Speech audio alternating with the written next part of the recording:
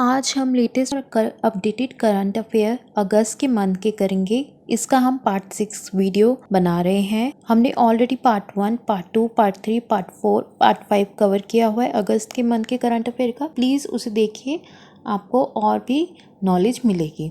हमारा first question है, what will be the name of Mandwadi railway station. Mandwadi railway station का नाम चेंज कर दिया गया है, तो उसका नाम क्या रखा गया है? हमें ऑप्शंस में दिया हुआ है Banaras railway station, Kolkata railway station, Dholpur railway station या इंदिरा गांधी रेलवे स्टेशन। बताइए मंडवाडी रेलवे स्टेशन का नाम जो अब चेंज करके रखा गया है वो क्या रखा गया है? करेक्ट आंसर है बनारस रेलवे स्टेशन। अब इसका नाम बनारस रेलवे स्टेशन रखा गया है। तो चलिए इसके बारे में डिस्क्रिप्शन में पढ़ते हैं। The ministry of home affair has approved the Uttar Pradesh government request to change the name of Manwadi railway station to Banaras. In no objection certificate has been issued for changing the name of the Manwadi railway station to Banaras. Ministry of Home Affairs ने approve किया है उत्तर प्रदेश की government की request को। उन्होंने request करी थी कि आप मंडवाडी रेलवे स्टेशन का नाम चेंज करके बनारस रखिए, और गवर्नमेंट ने नो ऑब्जेक्शन सर्टिफिकेट भी इशूड किया है कि उन्हें कोई ऑब्जेक्शन नहीं है और वो इस मंडवाडी रेलवे स्टेशन का नाम चेंज करके बनारस रख सकते हैं। चलिए अब नेक्स्ट क्वेश्चन की तरफ चलते हैं। तो हमें क्वेश्चन दिया हुआ है, president of India give note for renaming ministry of human resources development to ministry of education under which article.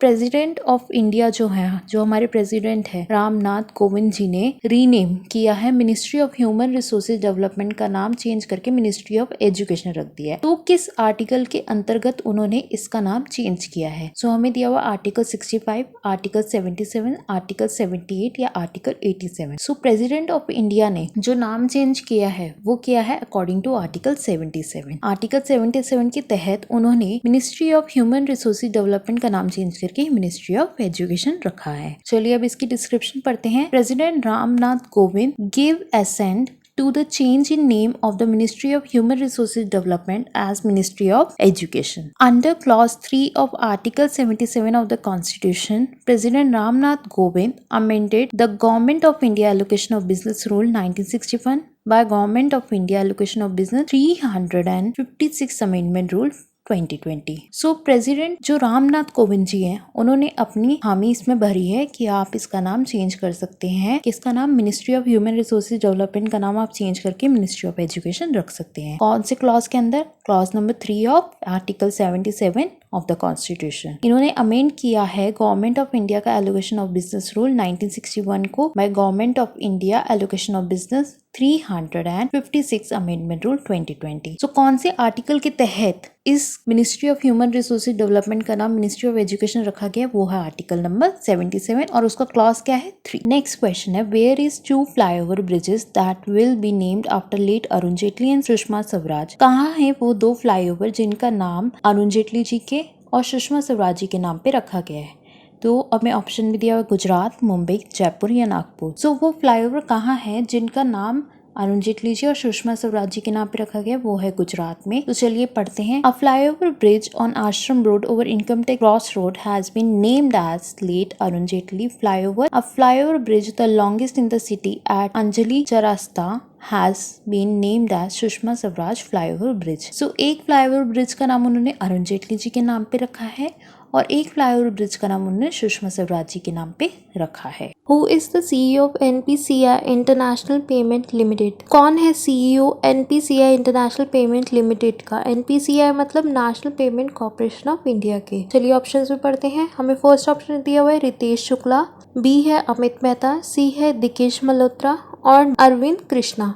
बताइए किसे अपॉइंट किया गया NPCI इंटरनेशनल पेमेंट लिमिटेड का CEO? सबसे पहले दिकेश मल्होत्रा के बारे में पढ़ते हैं। ये है प्रेसिडेंट और CEO IMS ग्रुप के। अरविंद कृष्णा जो है वो है chairman, president and CEO IBM के। तो अब बचा हमारा रितेश शुक्ला जो कि है हमारे अभी बने हैं CEO of NPCI international payment limited. चलिए अब इसके बारे में डिस्क्रिप्शन में पढ़ते हैं। The national payment corporation of India announce the launch of its Holi own subsidiary NPCI International Payment Limited to popularize domestic payment technology such as UPI and RuPay abroad and co-create payment technology with other countries. जो ये NPCI है इसने announce करा है अपनी wholly owned subsidiary company का, जिसका नाम है NPCI इंटरनेशनल पेमेंट लिमिटेड। ये पॉपुलर करेंगे हमारी डोमेस्टिक पेमेंट टेक्नोलॉजीज़ को, जो कि UPI और रुपए को अब्रॉड में, और ये अदर कंट्रीज़ के साथ को क्रिएट करेगी पेमेंट टेक्नोलॉजीज़ को। चलिए अपना नेक्स्ट क्वेश्चन पढ़ते हैं। सो हमारा नेक्स्ट क्वेश्चन है, who is the author of the book India tomorrow conversation with the next generation of political leaders. किसने लिखी है, कौन है इसके ऑथर, इस बुक के author, India tomorrow conversation with the next generation of political leaders. हमें ऑप्शन में दिया हुआ है प्रदीप छिब्बर एंड हर्षा, बी दिया हुआ प्रदीप कुमार एंड हर्षा, सी दिया हुआ Pradeep Chhibber and Harsh Sharma, D दिया हुआ प्रदीप शर्मा एंड हर्ष छिब्बर। सो हमारा करेक्ट आंसर है प्रदीप छिब्बर एंड हर्ष शाह। चलिए इसके बारे में डिस्क्रिप्शन में पढ़ते हैं।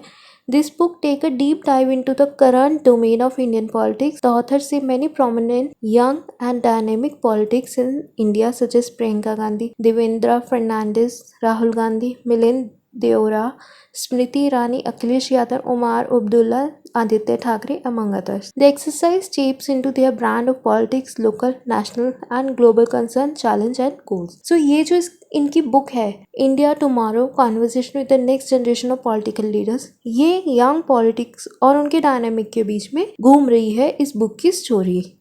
सो किसने लिखी है ये बुक, प्रदीप छिब्बर एंड हर्ष शाह। हमारा नेक्स्ट क्वेश्चन है, who sign MOU with JCI for supply of certified jute seeds to farmers in 2021 to 2022। किसने साइन किया है MOU JCI के साथ, JCI मतलब जूट कॉर्पोरेशन ऑफ इंडिया के साथ, for supply of certified jute seeds to farmer in 2021 to 2022। हमें option दिया हुआ है सेंट्रल वाटर कमीशन ने साइन किया है, बी है नेशनल सीड्स कॉर्पोरेशन ने किया है, सी हमें ऑप्शन दिया हुआ नेशनल जूट कॉर्पोरेशन, डी दिया हुआ नेशनल टेक्सटाइल कॉर्पोरेशन। तो बताइए किसने साइन किया है MOU jute corporation of India के साथ। सो ये साइन किया है नेशनल सीड्स कॉर्पोरेशन ने।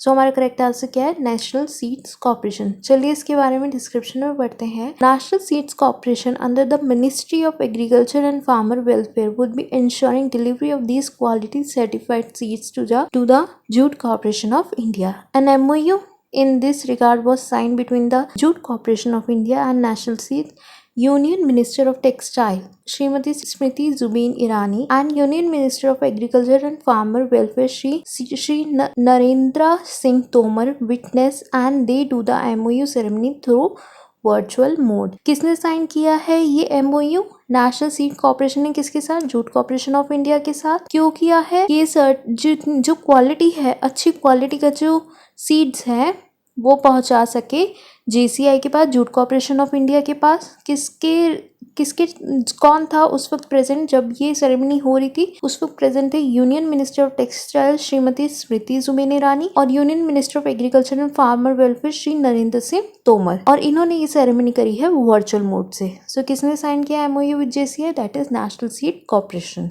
हमारा नेक्स्ट क्वेश्चन है, what is the name of the piece agreement that is sine between UAE and Israel. UAE और इजराइल के बीच में एक पीस एग्रीमेंट साइन हुआ है, उस पीस एग्रीमेंट का नाम क्या है आपको ये बताना है इस क्वेश्चन में।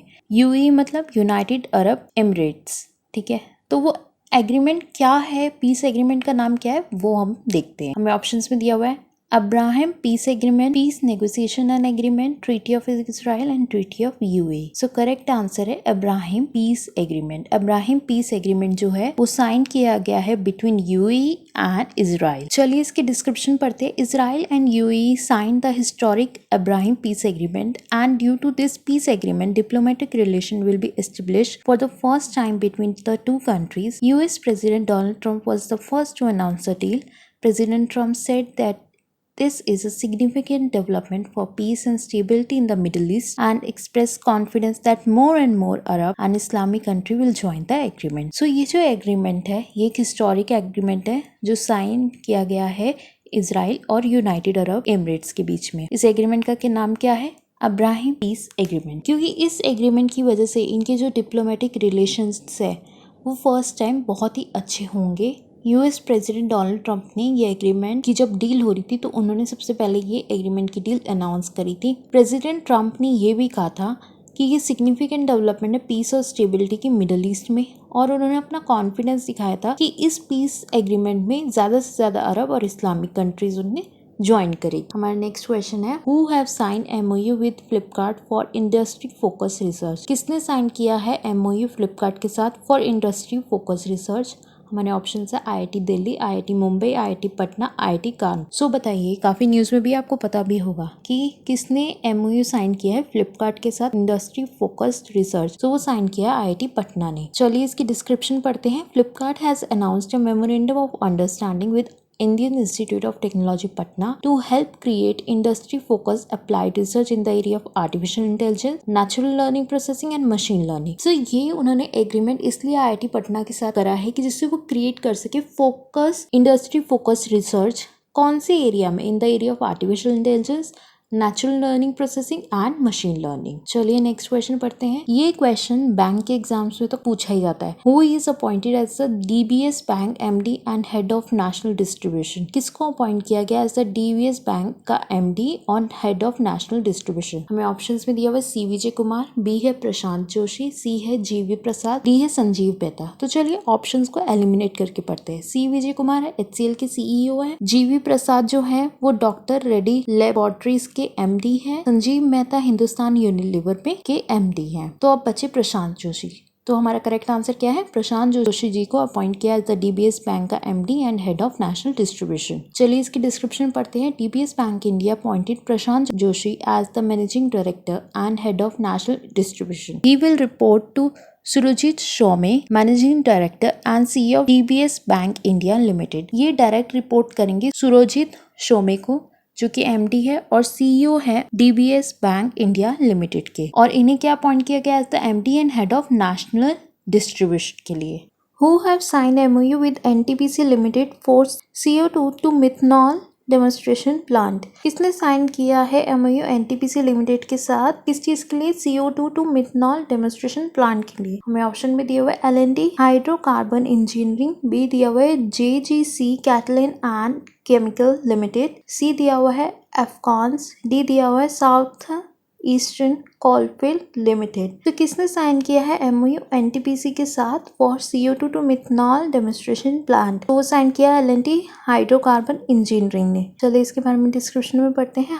L&T hydrocarbon engineering, it is a wholly owned subsidiary of Larsen and Toubro Limited. It has signed a memorandum of understanding with NTPC Limited. L&T Hydrocarbon Engineering shall be the engineering, procurement and construction management partner to build CO2 to methanol demonstration plant in NTPC power station. So L&T hydrocarbon engineering के साथ NTPC ने अपना ये MOU sign किया है। किसके लिए? CO2 to methanol demonstration plant के लिए।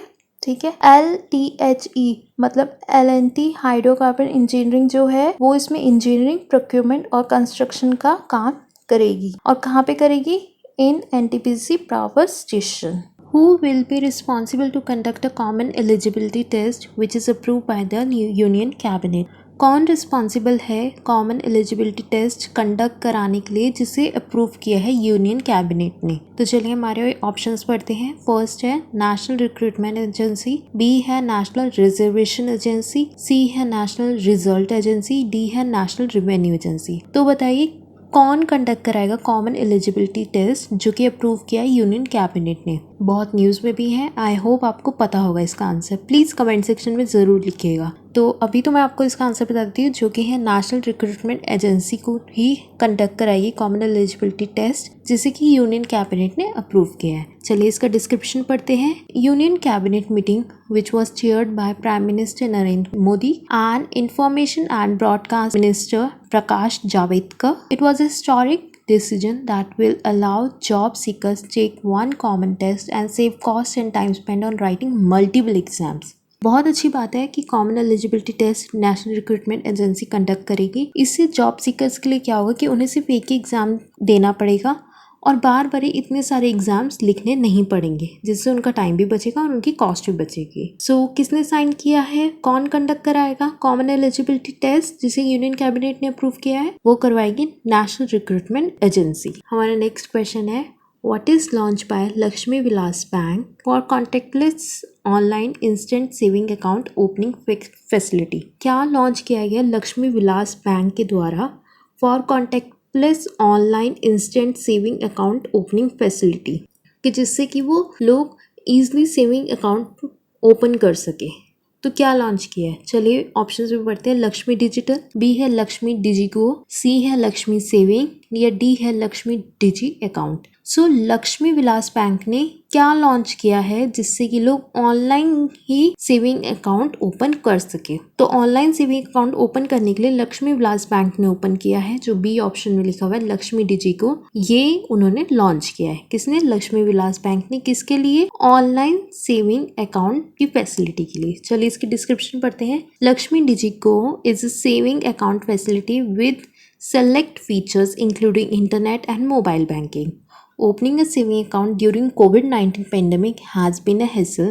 Customers prefer banking online rather than visiting branches for transaction. Therefore, banking from home for basic needs like money transfer has become a preferred choice. So, Lakshmi Digigo इसलिए ये facility launch करी है कि ये लोगों को फैसिलिटी देगी कि वो घर बैठे बैठे अपना सेविंग अकाउंट ओपन कर सकते हैं। ठीक है, क्योंकि ऑलरेडी कोविड-19 की पेंडेमिक चल रही है, लोगों को बार बार ही ब्रांच जाने की कोई ज़रूरत नहीं पड़ेगी और वो अपने घर बैठे ही अपना सेविंग अकाउंट ओपन कर सकते हैं। इसके अंदर उन्हें सेविंग अकाउंट की फैसिलिटीज़ दी जा रही है, जैसे कि मोबाइल बैंकिंग हुई, अगर उन्हें कुछ ट्रांसफ़र करना होगा मनी तो वो ट्रांसफ़र कर सकते हैं इस लक्ष्मी डिजिगो की हेल्प की वजह से। सो क्या लॉन्च किया लक्ष्मी विलास बैंक ने, दैट इज लक्ष्मी डिजिगो। अगर आपको आज का वीडियो पसंद आया तो प्लीज़ इस चैनल को सब्सक्राइब करिए, वीडियो को लाइक करें एंड शेयर करें, और प्लीज़ कमेंट सेक्शन में अपने डाउट्स लिखना बिल्कुल भी मत भूलिए। हम